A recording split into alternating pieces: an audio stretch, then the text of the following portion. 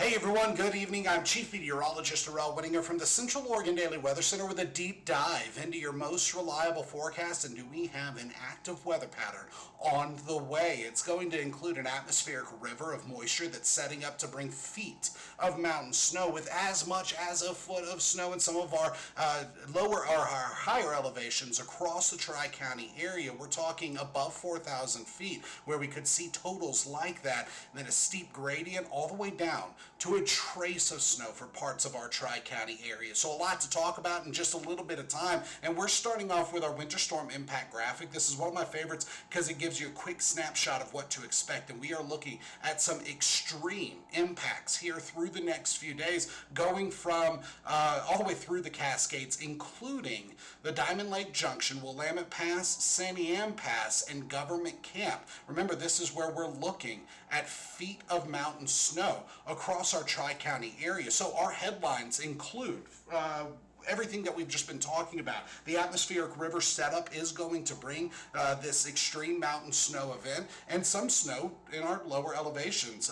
That's mostly going to be above 4,000 feet. Now, if feet of mountain snow in the mountains and gusty winds are expected, we're talking in excess of 40 to 50 miles per hour. Now, because of this, the National Weather Service has issued a series of winter weather alerts through the Cascades, and most of those are just winter storm warnings. And we're talking of mountain snow 1 to 3 feet and up to 4 inches below 4,000 feet. I think the bottom end of that, below 4,000 feet, is a little off for some locations, but not all of them. And in fact, Sisters is well below 4,000 feet, but they could indeed see some of these high totals that we're talking about just because they're at the foothills of the Cascades. So when we go ahead and just start looking at our conditions across the Tri-County area, we notice a couple of things. First, through the Cascades, we have wet roads.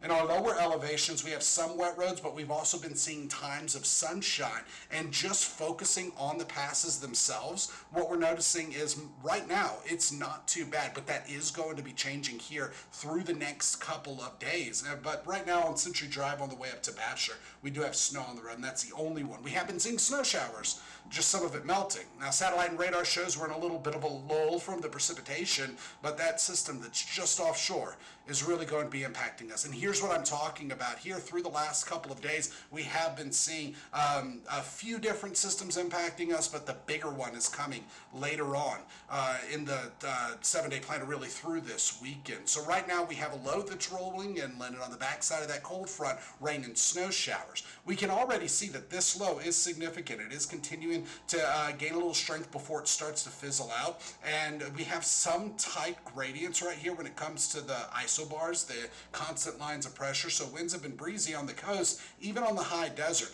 a little on the breezy side. But let's look at the bigger picture, because this is really going to help paint what I'm talking about, paint that picture that I'm talking about, because there's a low pressure area that's just out south of the Gulf of Alaska. This is developing, and this is going to be system number one that pushes through, with back-to-back systems expected to impact us all the way through this weekend. And that's what's setting up that atmospheric river that I was telling you about. So when we look upstream from where that is, what we're seeing is a lot of convection through the Pacific Ocean.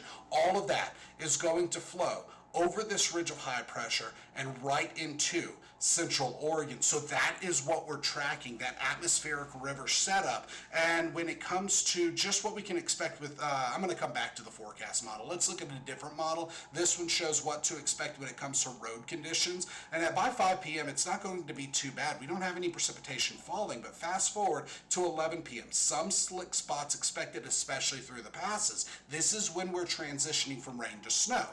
And then some snow totals. And by the time we start the day Saturday, slick roads definitely expected, and we could already be seeing some accumulation. We'll talk about that and more here in the next couple of minutes. But right now, let's look at that forecast model, because we have that low that's pushing through, bringing us the rain and snow showers. Many of us started off with some snow on the ground, but that has cleared up for most of the Tri-County area, just not everybody. And when we look well out over the Pacific Ocean, that's where we see this next system that's going to trigger the atmospheric river. So here through tonight, some periods of clearing expected, but also mountain snow continues. And then it really ramps up as we go through the day Saturday. Mountain snow, some snow in our lower elevations, and some rain in the lowest of our Tri-County area elevations. And then through Saturday night, the mountain snow and snow in our lower elevations continues with some rain showers. And that pattern just takes us all the way through the weekend. Even by St. Patty's Day on Monday, we still have one last low that's pushing through before it clears out. A little bit more snow to start the week. So, all that being said, we have a lot of precipitation on the way. We're going to talk some totals because by Monday at 11 p.m., high pressure will start to build into the region, but look at some of those snow totals in our lower elevations. We're going to take it little by little and look at the forecast model through the day, each day, through this weekend. So by 7 a.m. Saturday, we're looking at a trace to maybe 5 inches in our lower elevations, up to a foot through the Cascades. That's just tonight. And then through Saturday, we're looking at rain and snow showers. So we're up to 2 feet through the Cascades, a little bit added on top of some of those lower elevations above 4,000 feet. And then Saturday night going into Sunday, we really get a dumping in some parts of the Tri-County area. Sisters up to a foot, all said and done. All said and done, Sun River, Lapine, and Three Rivers getting 1 to 1.5 feet, and the Cascades, this one's actually showing closer to 4 feet, but I still think it's going to be around 3 feet of snow expected by then. Meanwhile, temperatures today have been topping out in the 40s with some 30s on the map, and then our temperatures right now still very close to that because we started to see some clearing. That thinning out helped our temperatures to pick up just a little bit more for a little bit longer, and we're running between 2 and 7 degrees, 2 degrees cooler and 7 degrees warmer than we were just 24 hours ago. Tonight, it does get cold. We're falling down to freezing, hence some of those snow accumulations. And this is an average high temperature for the Tri-County area, but by tomorrow we don't warm up much. Meanwhile, gusts are between 20 and 30 miles per hour at the moment. Actual wind speeds are more like 10 to 20 miles per hour, 15 to 20 miles per hour for most of the Tri-County area. Now tonight, it has been breezy. It is going to still be breezy. Those winds calming down a little bit between 8 p.m. and midnight before ramping back up. And then through the day Saturday, gusty winds are expected. Through the day Sunday, winds are going to be breezy and gusty at times. So for tonight, you can expect 30s with some 20s, rain and snow showers, snow in the Cascades. By Saturday, we're looking at highs in the 40s with a few 50s and 30s expected, and your 7-day planner shows a lot happening.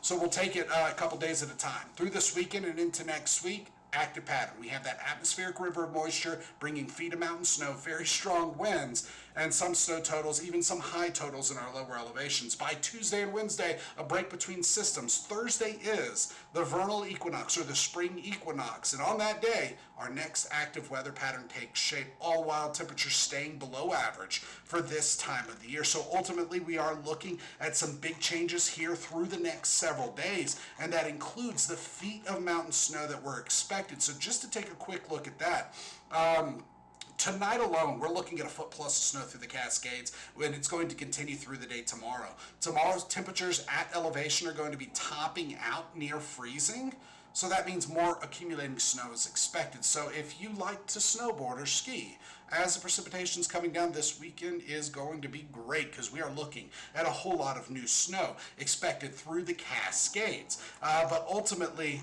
here through the next few days, we stay in this active weather pattern. Now, that is the latest in weather. If you have any questions, drop them in the comments section below. We have a lot going on with strong winds, roller coaster temperatures, and a whole lot of snow for most of the Tri-County area. So ask your questions below. I'll do my best to get back to them later on through this evening. For now, though, that is the latest in weather. Join us tonight on Central Oregon Daily News with the latest headlines and news and the rest of your most reliable forecast. We'll see you then.